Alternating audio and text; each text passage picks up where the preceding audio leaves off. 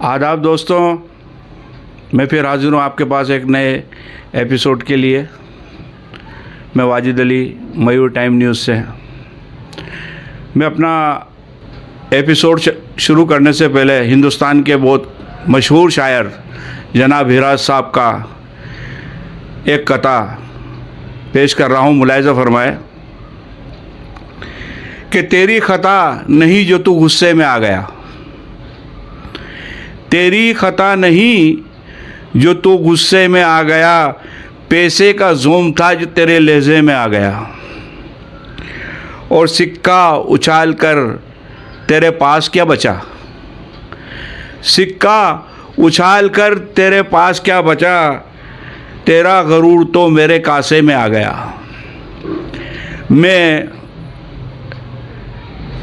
कोटा शहर के साहित्यिक अदब को प्रेजेंट करने के लिए हमेशा तत्पर रहा हूँ, और मैंने यहाँ पे कोटा शहर में अक्सर साहित्यकारों में ये देखा है कि उन्हें साहित्यिक इल्म होने पर एक गरूर, एक अपने आप में बड़ा बनाने की इच्छा पैदा हो जाती है, और वो इसलिए अपनी जो भावनाएं हैं जो साहित्यकारों के प्रति होती है उसको भूल जाता है।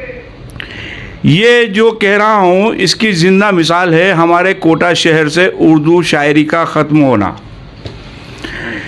उन लोगों में सिर्फ अहम तकव्वुर, अपने आप को ऊंचा बनाने की, अपने आप को अच्छा दिखाने की कोशिशें रही हैं, इसलिए हमारे कोटा शहर से आज की तारीख में उर्दू ख़त्म सी हो गई है।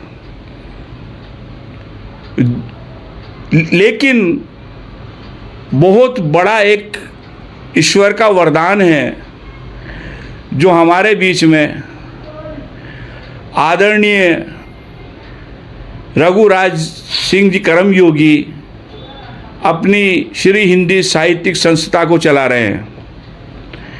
इनका उद्देश्य हमेशा ये रहा है कि सभी साहित्यकार हिंदी के हों या उर्दू के हों, वो आपस में बैठें, मेल मिलाप बढ़ाएं, अपनी रचनाओं को एक दूसरे से प्रेरित करें, एक सद्भावना बनाएं। इनका ये व्यवहार साहित्यिक दृष्टिकोण से बहुत ही महत्वपूर्ण और बहुत ही विचारणीय है।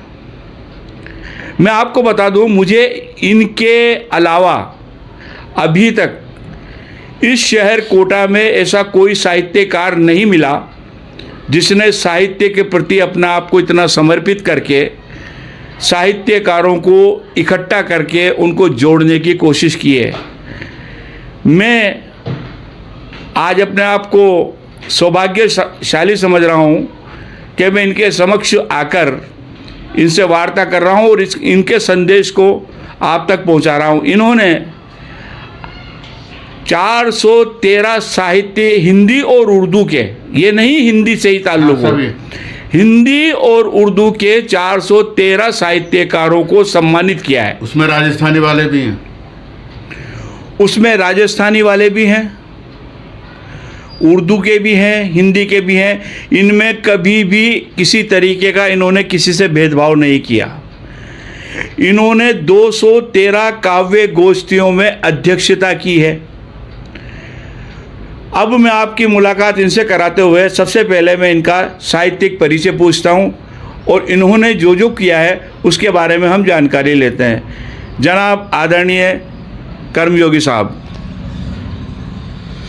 मैं रघुराज सिंह कर्मयोगी, मेरे जन्मभूमि उत्तर प्रदेश के आगरा ज़िले में शहर से 20 किलोमीटर आगे आमलखेड़ा गांव में है। पिता श्री मूलचंद कर्मयोगी, माता चंपा देवी के आंगन में मेरा जन्म हुआ, और वो भी जिस दिन भगवान श्री कृष्ण पैदा हुए थे, जहाँ कृष्ण जन्माष्टमी, उस दिन मेरा जन्म हुआ था। और मैं जब पैदा हुआ तो मेरे 2 दांत आगे के और जन्म के समय आए थे। जो मेरी दादी ने जब मुझे देखा तो उन्होंने कहा कि ये हमारे घर में तुलसीदास पैदा हो गया है।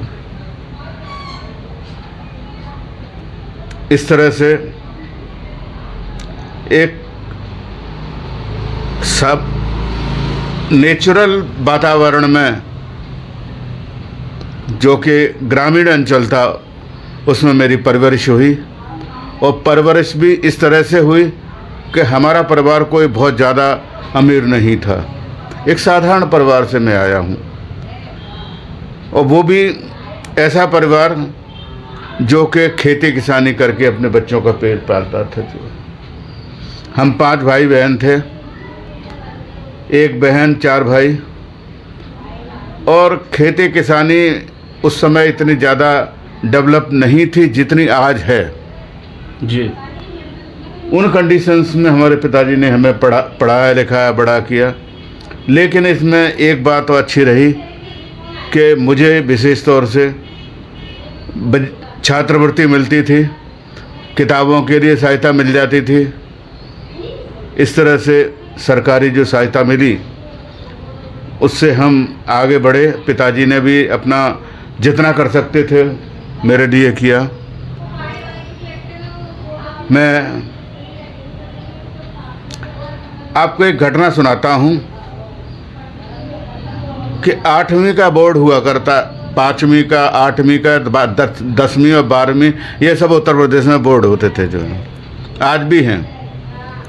8वीं का जब बोर्ड हुआ तो जिस सेंटर पे हम लोग एग्ज़ाम देने के लिए गए थे, वहाँ पे 8 स्कूलों के बच्चे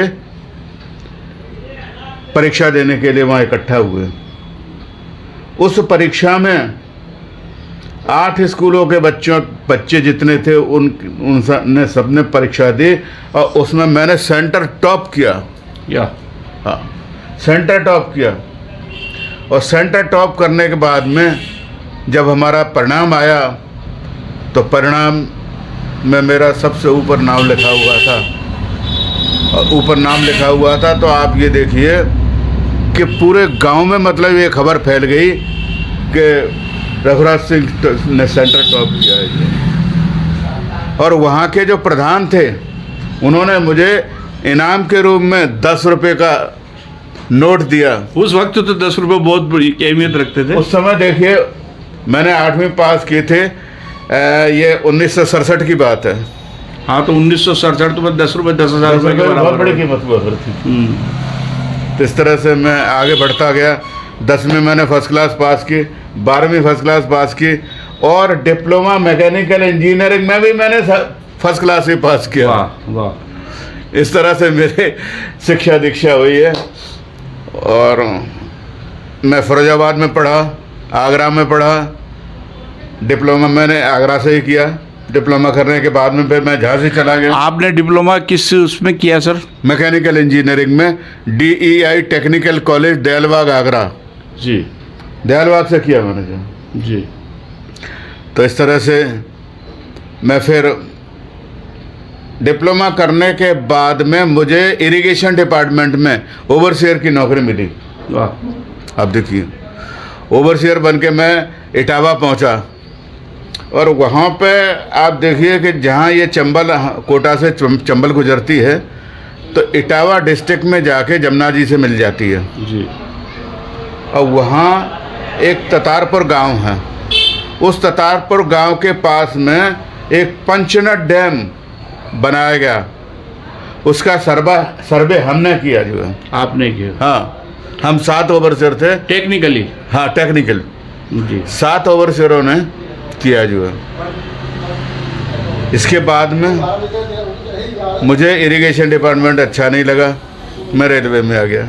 जी, रेलवे अच्छा लगा आपको? हाँ, रेलवे में क्या है कि वर्कशॉप में मैं था और वर्कशॉप में ईमानदारी की नौकरी थी, न किसी का लेन न किसी का देन।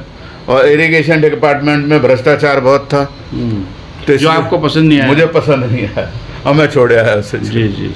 इस तरह से मेरी शिक्षा दीक्षा हुई जी। अब आप जो है रेलवे कार्यशाला में रहे जी। और टेक्निकल रहे, तो वहाँ आपको लेबर वर्क का क्या तजुर्बा मिला, उनके क्या हालत देखे आपने? जहाँ तक रेलवे वर्कशॉप कोटा की बात है, तो वहाँ देखिए एक टारगेट मिलता है कि इतना आपको काम करना है और उतना काम भी क्वालिटी के साथ करना है। बिल्कुल, क्वालिटी से कोई समझौता नहीं है। आज तो बहुत ज़्यादा आगे बढ़ चुका है रेलवे वर्कशॉप जो है। पहले ब्रास बेयरिंग हुआ करते थे, गाड़ी जो है चलती थी जल्दी हॉट एक्सेल हो जाती थी। आज तो कार्टेज बेयरिंग है, अमेरिकन टेक्नोलॉजी है और 6 साल तक गर्म नहीं होती बेयरिंग जो है। जी जी। हाँ, ब्रास बेयरिंग होते थे तो वो गन मेटल के भी तो होते थे ना, गन मेटल होता था ना उसमें यूज? जी। गन मेटल यूज भी तो होता था ना? हाँ, गन मेटल के होते थे, ब्रास के होते थे? हाँ, वो गन मेटल के होते थे। वो गन मेटल के एक लेयर लगाई जाती थी। हाँ, क्योंकि गन ब्रास मेटल, बेयरिंग में गन मेटल की एक लेयर बनाई जाती गन थी। मेटल ही सक्सेस होता है। हाँ बिल्कुल। हाँ। वो सेक्शन मेरे पास ही था। गन मेटल लगाने वाला मशीनिंग जिस पर की जाती थी वो मेरे पास ही सेक्शन था जो। तो आप देखिए पहले एयर ब्रेक नहीं होते थे, वैक्यूम ब्रेक होते थे। तो वैक्यूम ब्रेक जो है इतना जल्दी इफेक्टिव नहीं लगते थे। आज तो एयर ब्रेक हैं, अगर मतलब 500 मीटर की दूरी पे एकदम इफेक्टिवली ब्रेक लग जाते हैं और हम दुर्घटनाएं नहीं होती। दुर्घटना नहीं होती। ये वर्कशॉप आपने टेक्निकल बेसिस पे किताबें भी तो लिखी है ना सर, जो पहले इंग्लिश में थी उन्हें आपने हिंदी में ट्रांसलेट किया है, वो कौन कौन सी किताबें हैं? यहाँ मैं आपको एक विशेष बात बताता हूँ कि जितना टेक्निकल लिटरेचर, चाहे वो हेडक्वार्टर हो चाहे RDSO हो लखनऊ से, वो सब पहले इंग्लिश में आता था। और इंग्लिश में आता था तो अधिकारीगण जो है अंग्रेजी ज़्यादा समझते थे, तो वो पढ़ के और मुझे जो बता देते थे उस हिसाब से काम करते थे। लेकिन वो लिटरेचर जो है कर्मचारी हमारा उसे समझ नहीं पाता था। इसलिए मैंने सोचा कि जब तक कर्मचारी के लेवल पर वो लिटरेचर नहीं जाएगा तब तक उसका ज्ञान संवर्धन नहीं होगा। पूरी तरह से जो ज्ञान है उसे पता होना चाहिए कि हमें ये करना है और ऐसे करना है जी। तो उसके लिए मैंने 1999 में एक किताब लिखकर तैयार की, वैगन मेंटेनेंस टेक्नोलॉजी। सबसे पहली किताब मेरी ये थी, वैगन मेंटेनेंस टेक्नोलॉजी। 1999 में लिख करके तैयार हुई और ये किताब मैंने 6 साल में लिखी। 6 साल में लिखी आपने? पहले ऐसी सुविधा नहीं थी। पहले तो हाथ से लिखते थे, फिर उसे टाइप कराते थे।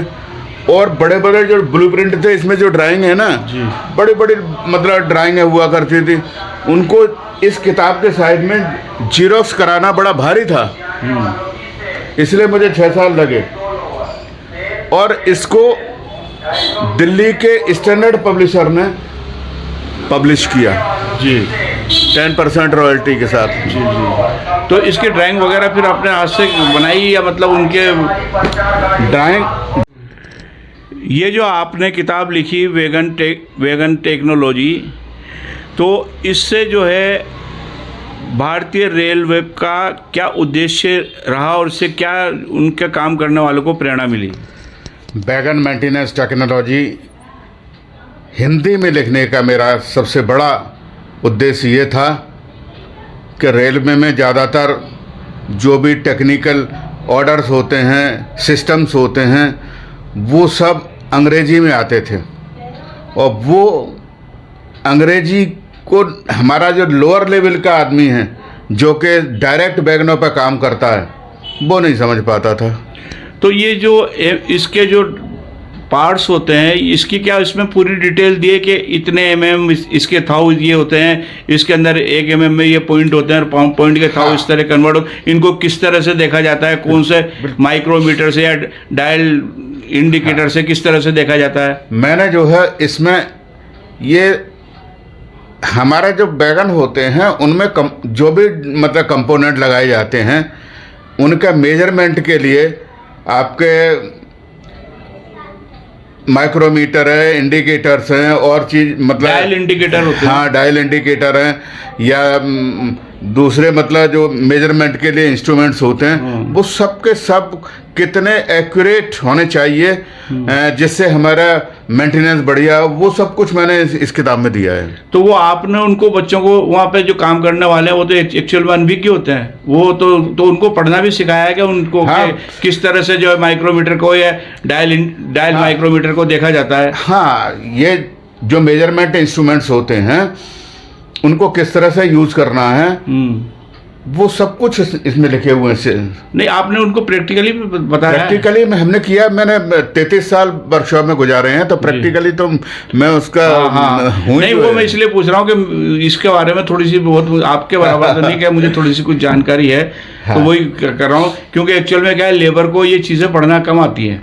मैं जो है मशीन शॉप इंचार्ज था, जहाँ पे वैगनों के कंपोनेंट बनाए जाते थे। जी जी जी। और उनको कंपोनेंट बनाने के लिए अगर वो सही साइज के नहीं बनेंगे जी, तो जरा सी भी प्ले रह जाएगी, जरा सी भी कुछ अगर उसके तो अंदर वो गाड़ी में जाके गड़बड़ करेगा, फिनिशिंग के अंदर उसके अंदर नहीं आएगी वो। हाँ, तो मैंने वो सब कुछ दिया है जो है, यस, जिससे एक्यूरेट मतलब एक्यूरेसी के साथ में कंपोनेंट बने और हमारी गाड़ी में फिट हो जो। हाँ बिल्कुल, क्योंकि वो एक बहुत स्पीड से चल रही है और उसके अंदर क्या है कि यात्री बैठे हैं, अगर ज़रा सा भी अगर हम लूज रह जाते हैं या टाइट रह जाते हैं किसी भी तरीके, यानी कि एक तरीके से ये होता है कि बिल्कुल जो है कंप्रेसिव होना चाहिए वो। अब तो गाड़ियों की स्पीड बढ़ा दी गई जी, अब तो गाड़ियों की स्पीड 130 कर जनरल, ये हमारी जनशताब्दी 120 पे दौड़ रही है, दूसरी गाड़ियां ये सब एक्सप्रेस 130 पे दौड़ रही हैं। जिस पर राजधानी दौड़ा करती था, हम LHB कोच आने की वजह से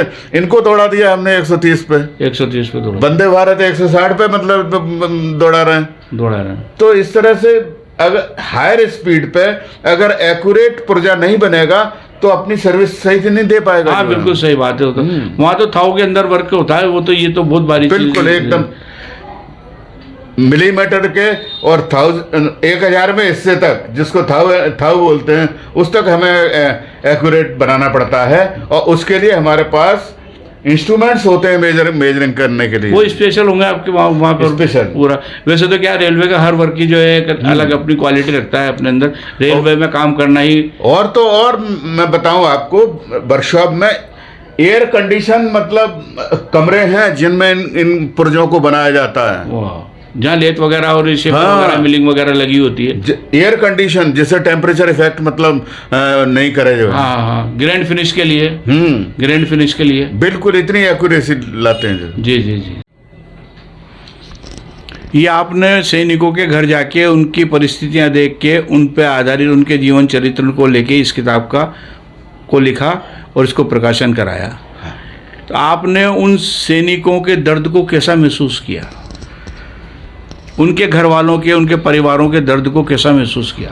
घर वालों में देखिए, जब किसी का बेटा सरहद पर बलिदान होता है तो दर्द तो होता है, लेकिन उनके अंदर एक आत्मविश्वास होता है कि मेरा बेटा देश के काम आया है। जी जी जी, देश के काम आया है। कुछ लोग तो यहाँ तक कह देते थे कि मेरा अगर इसके बाद में और भी घर में बेटे होंगे तो मैं उनको भी मैं भेजूंगा। ये भारतवासियों की महानता है। हाँ हाँ। अब देखिए, ये फिर मैंने किताब लिखी जी, उनकी लाइफ स्टोरी जी कलेक्ट करके। इस किताब की जो भूमिका लिखी है कोटा दरबार ने लिखी है।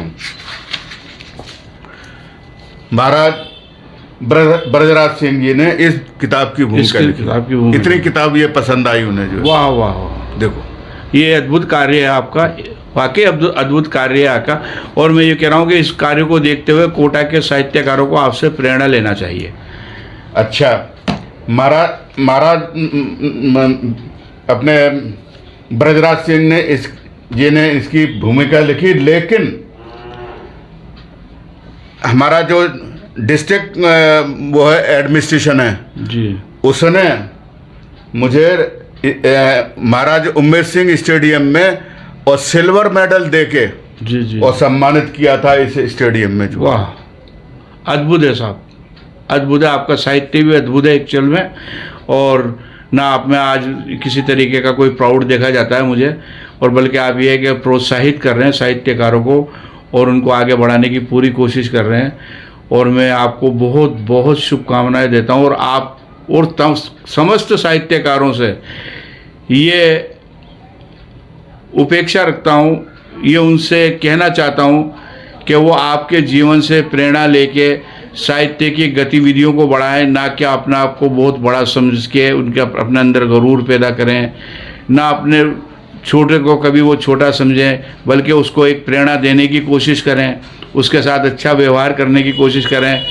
और वैसे तो क्या है कि मैं आपकी कहाँ तक तारीफ़ करूँगा, ये तो मेरे उसमें है। आपका जो है मेरे चैनल के साथ जुड़ने के लिए बहुत बहुत शुक्रिया, हम आपके आभारी हैं। आपने अपना कीमती वक्त दिया, और आगे भी इंशाल्लाह जब कभी ज़रूरत पड़ेगी तो हम आपसे जुड़ेंगे। Thank you very much.